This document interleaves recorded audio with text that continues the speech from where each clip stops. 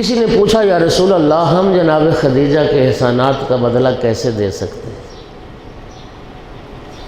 تو آقا نے فرمایا کہ انتظار کرو، ایک وقت آنے والا ہے، پھر میں تمہیں بتاؤں گا کہ خدیجہ کے احسانات کا بدلہ کیسے دیا جا سکتا ہے۔ دوستو، وقت گزرتا رہا، بالآخر وہ دن آ گیا جس دن اللہ رب العزت نے امیر المومنین علیہ السلام کو زینب کبریٰ جیسی بیٹی عطا فرمائی۔ میری آقا زادی کی جب ولادت باسعادت ہوئی تو رسول اللہ نے اپنی اس دختر کے لیے فرمایا تھا ہاذہ مسیل خدیجہ، لوگوں یہ میری بیٹی اپنی نانی خدیجہ کی مثل ہے، یہ اپنی نانی خدیجہ کی مثل ہے، جس نے زینب کا حق ادا کر دیا اس نے خدیجہ کا حق ادا کر دیا۔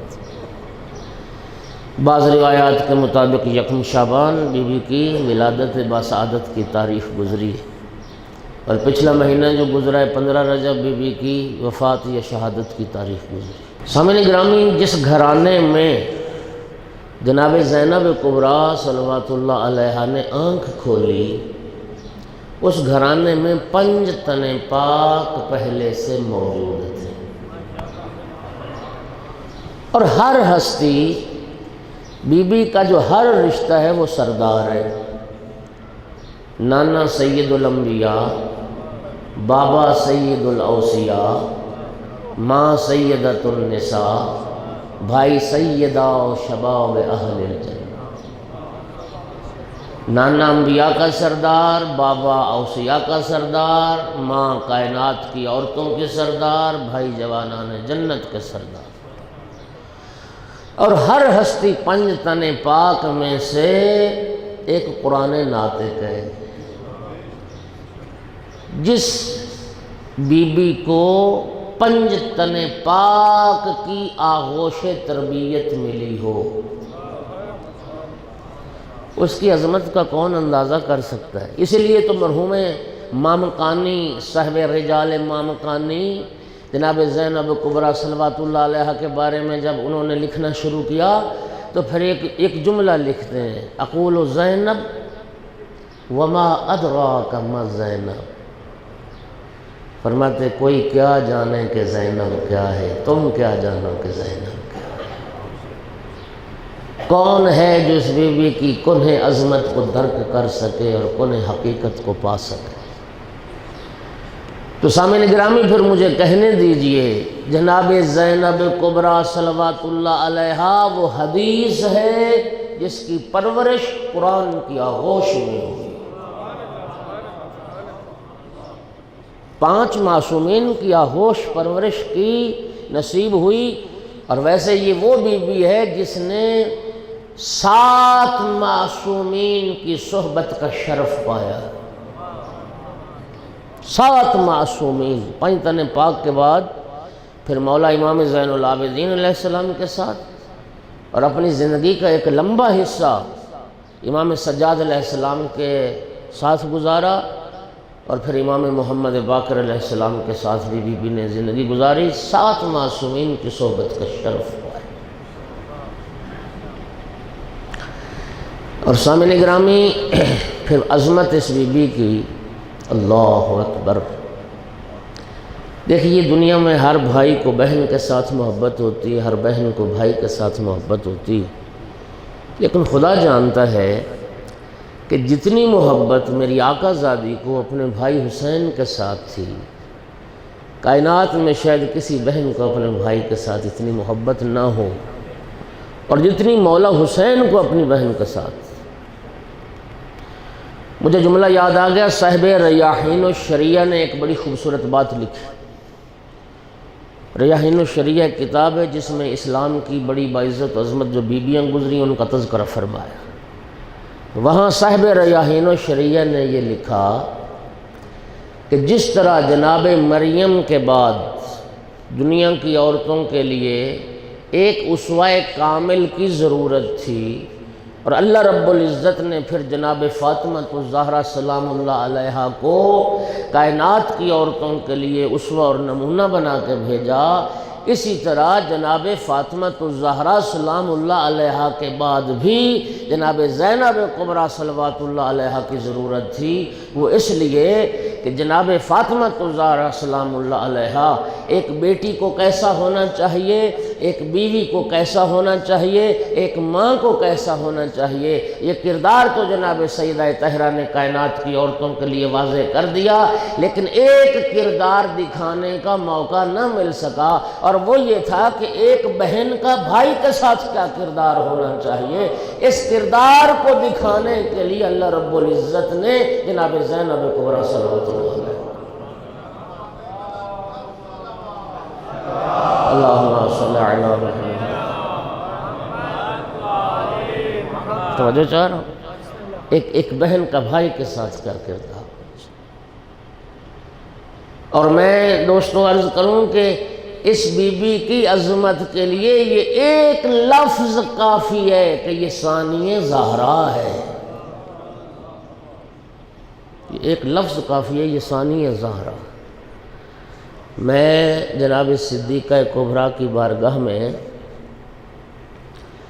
بنت پیمبر سے معافی مانگ کے یہ جملہ عرض کروں گا، بنت پیمبر آپ کا ثانی تو دنیا میں آ گیا، لیکن کوئی ثانیہ زینب نہ آ سکے۔ ثانیہ زہرا تو دنیا میں آ گئی، لیکن کوئی ثانیہ زینب نہ آ سکے۔ پتہ نہیں کس شاعر نے کہا تھا، جواب مریم جناب زہرا، جواب زہرا جناب زینب، جواب مریم جناب زہرا، جواب زہرا جناب زینب، جناب زینب کے بعد لیکن جواب زینب جناب زینب، ہاں کوئی دوسری۔ اور یہ دیکھیے جناب خدیجۃ الکبریٰ کی اپنی عظمت، جناب فاطمہ الزہرا سلام اللہ علیہ کا اپنا مقام اور اپنی شان، لیکن جناب زینب کبریٰ یہ وہ بی بی ہے جو ایک ہی وقت میں فرمان رسالت کے مطابق ایک ہی وقت میں مثیل خدیجہ بھی ہے، ثانیہ زہرا بھی، مثیل خدیجہ بھی اور ثانیہ زہرا بھی۔ میں عرض کر رہا تھا کہ ہر بہن کو بھائی سے محبت ہوتی ہے۔ محدث جزائری لکھتے ہیں بی بی کی وہ جو رضاعت کا زمانہ تھا، دودھ پینے کا جو زمانہ تھا، گہوارے میں بی بی ہوتی تھی۔ امام حسین علیہ السلام جب جدا ہوتے تھے نہ گہوارے سے دور ہوتے تھے تو بی بی بے قرار ہو جاتی تھی، رونے لگ جاتی تھی، اور جب تک بھائی سامنے رہتے تھے بی بی خوش رہتی تھی۔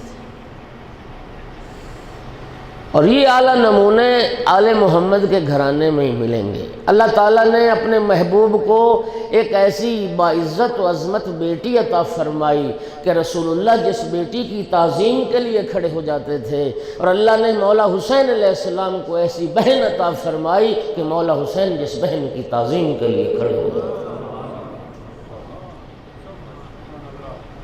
ایک ایک لفظ ذمہ داری کے ساتھ مولا حسین علیہ السلام تلاوت قرآن پاک میں مصروف تھے، اور میری آقا زادی جب بھائی کے پاس آئیں، امام حسین علیہ السلام نے تلاوت قرآن چھوڑ دی اور بہن کی تعظیم اور استقبال کے لیے کھڑے ہو گئے۔ یہ شریکت الحسین ہے، یہ عدیلہ قوم سے اہل القصا ہے، یہ محبوبۃ المصطفیٰ ہے اور قرۃ عین المرتضیٰ، یہ قفیلہ سجاد ہے، یہ ثانیہ زہرا ہے۔ اللہ اللہ اللہ۔ اور یہی وجہ تھی، اسی محبت کے پیش نظر مولا امیر المومنین علیہ السلام نے جب اپنی دختر نیک اختر کا عقد پڑا تھا اپنے بھتیجے جناب عبداللہ ابن جعفر طیار کے ساتھ، اس نکاح میں مولا امیر المومنین نے یہ دو شرطیں رکھی تھیں۔ پہلی شرط یہ رکھی تھی، عبداللہ میری بیٹی زینب کو ہر روز بھائی حسین سے ملنے کی اجازت دو،